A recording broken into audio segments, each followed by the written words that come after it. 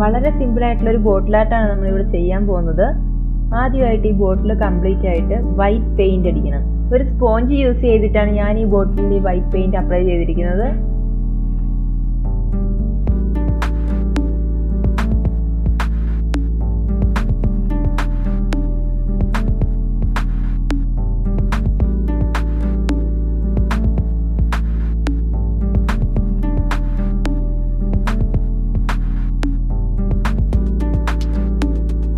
White paint complete ആയിട്ട് അടിച്ചതിന് ശേഷം ഈ ബോട്ടിലൊന്ന് ഉണങ്ങാൻ വേണ്ടിയിട്ട് നമുക്ക് മാറ്റി വയ്ക്കാം.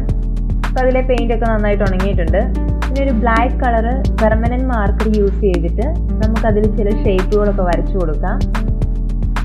നമ്മുടെ ഇഷ്ടത്തിനനുസരിച്ച് ഇത്തിരി സ്പേസ് ഇട്ട് അതിൽ കംപ്ലീറ്റ് ആയിട്ട് വരച്ചു കൊടുക്കുക.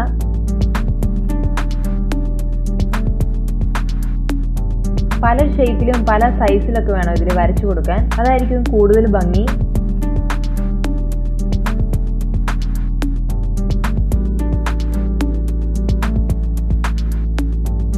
പെർമനന്റ് മാർക്കർ യൂസ് ചെയ്ത് ഇത് വരയ്ക്കുന്നത് കൊണ്ട് ഇതതിൽ സ്പ്രെഡായി പോകുന്നുള്ളൊരു പേടി വേണ്ട.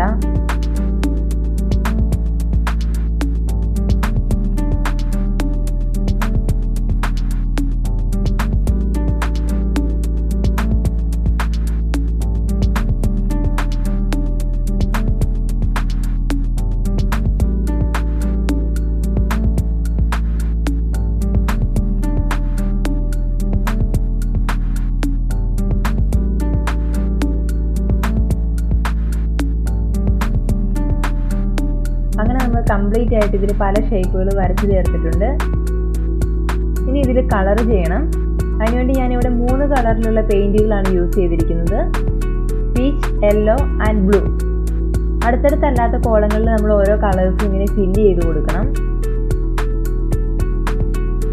3 കളറിൽ കൂടുതൽ യൂസ് ചെയ്യാൻ താല്പര്യമുള്ളവർക്ക് അങ്ങനെ ഇത് ചെയ്യാവുന്നതാണ്.